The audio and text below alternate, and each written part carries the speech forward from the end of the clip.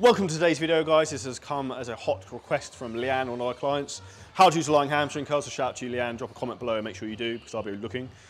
So today what we're going to do is talk you through lying hamstring curl, how to optimize that to build your hamstring, stabilize your hip, and also fix lower back pain. So stay tuned for this video. I'm going to explain what to do, what not to do, and some alternatives you can add in to make more progress.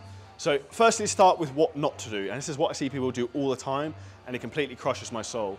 When we're doing a hamstring curl, we have to think the hamstring attaches behind the knee and it attaches to the hip. So we have to stabilize both of these points.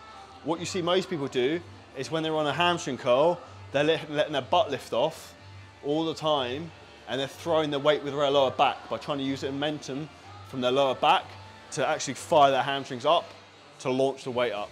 This is not actually going to contract your hamstrings. You have to think about the analogy of we want to put tension through a muscle to develop it and strengthen it.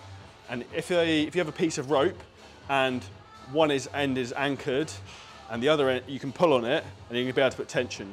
But if one end of the rope, aka your hips, isn't anchored, it's like a floating in a pond and you're trying to pull it, it's going to come towards you, so you can't put any tension on it. So this is really what we think about, is having your hips anchored. And the way we do that is contracting our glutes and trying to drive our hips down at the beginning of the movement and having our core braced.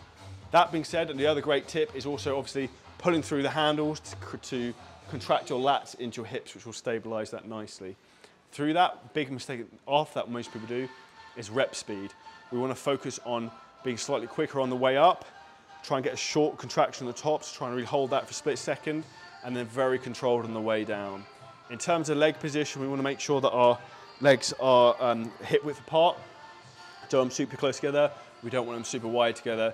And just try and let your feet go naturally where they want to. We don't want them overly externally rotated, so our feet turning out, and we don't want them internally rotated either. So just try and go, like if you jump in the air and you land in your foot position naturally, that's ideally what we're looking for you to have in terms of your foot position on the lying hamstring curl. Okay, so one of the other ways it's really easy to try and create tension within your core is breathing. So try and focus on breathing through your nose, brace your core, and then begin the first rep.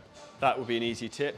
In terms of tempo, I'd focus on 2 to 3 seconds on the way down, around 2 seconds on the way up, and try and pause at the top and also at the bottom, so there's a definitive start and definitive end to every single rep.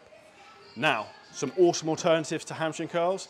If you have got an imbalance left to right, I do. I'm very flat-footed on my right side, so this causes a lot of imbalances in my hips. What you want to do is you want to train each leg individually. So you want to do a lying hamstring curl, but on a single leg.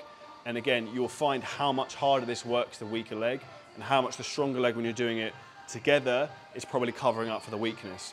With training and exercising, what we really actually want to try and do is almost uncover where our weaknesses are, because that's our greatest potential for growth and for progress and for improving our physique and for fixing problems in terms of longevity and not getting injured. So this is a great tool to do, is focus on doing single leg and unilateral work, and that will carry over onto a huge amount of other things. Particularly if you have lower back pain, this could be one of the main issues why.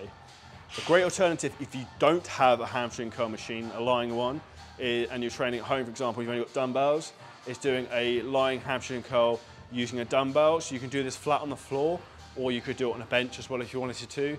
If you have a bench, I would also suggest putting a slight decline so that your hips are lower than your shoulders, and that will help get a greater tension throughout the movement. The issue, like using a dumbbell instead of a machine, is that when you get to the top, there isn't a huge amount of tension. So there isn't, obviously, dumbbells work with gravity. When we're at the top, force is going straight down, which isn't going to work against the muscle fibers of the hamstring. So hope this helps. This explains fully in depth how the lying hamstring curl works, how we'd recommend you use it to improve your physique, not get injured, and build your ultimate body. So make sure you smash the like button, hit subscribe, drop us any comments below, any other content you would like to see or any other exercises you want help with. Also, make sure you check out our podcast, which is www.shreddershow.com. And if you want help with your own fitness journey, please, please, please hit the link below this video and you can book in your free strategy call with myself and the Future Coaching team.